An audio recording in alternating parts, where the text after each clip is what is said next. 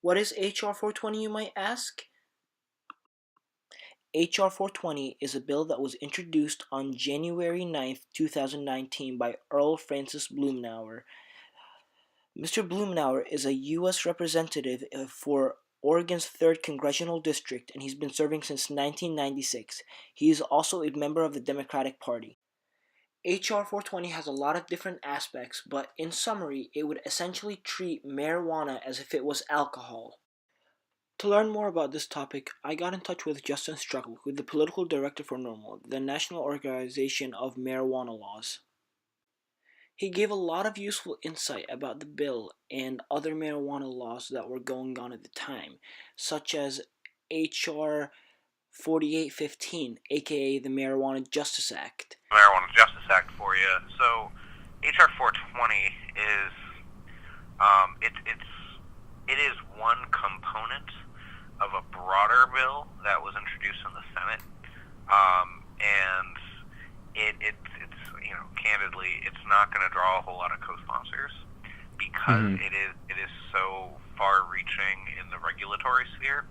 Whereas if you talk about the Marijuana Justice Act instead, and you do your focus on that, you can tie it in with the interest of the current politics of the fact that nearly every federally elected official who's running for president in the Democratic nomination is a co-sponsor of the Marijuana Justice Act.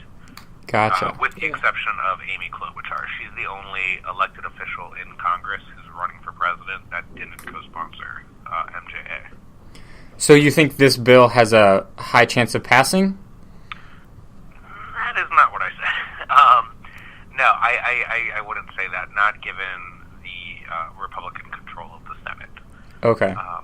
But it definitely, it's going to be talked about a lot more in the context of our current political moment. And I think it might be a more interesting case study bill for you. Sure. Yeah. When asked how effective this bill were to be if it was to pass, he gave a very surprising answer. Schedule marijuana at the federal level tomorrow. You said you're calling Virginia, right? Right. We would, your law enforcement in your state would likely continue to arrest thousands, if not tens of thousands of people over the coming years under the state policy of criminalization. Because the federal government cannot mandate that a state end criminalization. They can put into place mechanisms to incentivize states to end prohibition, or they can put into place mechanisms to disincentivize a state from maintaining criminalization. But that's all done through, again, those are just incentives or disincentives. They cannot mandate that the state change their laws. So, for example, I actually used to work as a legislative aide in the Virginia State Senate a couple of years ago. And that was how I got my introduction to marijuana policy, was because the state senator that I'd worked for was decided to introduce a decriminalization bill. State Senator Adam Ebbin.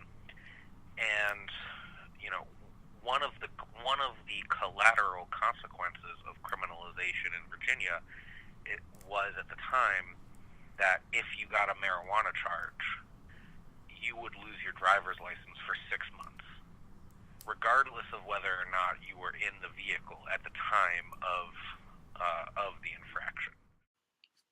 I also had a face-to-face interview with Officer Ray Scopoletti, who is the officer at Monticello High School, and asked for his thoughts and opinions about this topic. The only problem I see with when they start to legalize certain things, especially, let's say, marijuana, have you all paid any attention to what happened in California with their legalization? No, and even exactly. Colorado. Colorado started where it all started. Right. The instead of it being, they refer to it as the black market. So they take away the idea of the illegal trade, the illegal sale of drugs. They talk as a black market. They changed just the term.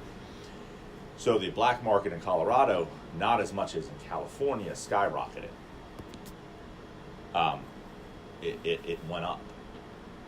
And you would think, well, they legalized it, so illegal drug sales should have dropped. But it didn't. It had the opposite effect. And it's because whenever you legalize something, What's their real reason of legalization? Your opinion. Tax. Tax. I agree with that. It's tax. What happens when you tax things? Who takes the brunt of the tax? Government.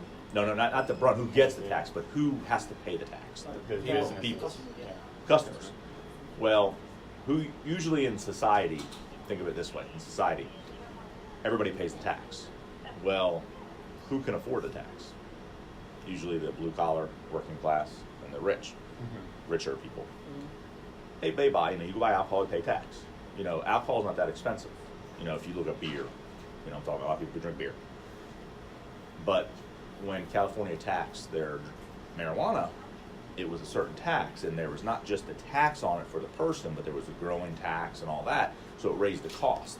So let's say you buy a little bag for $10 on the street.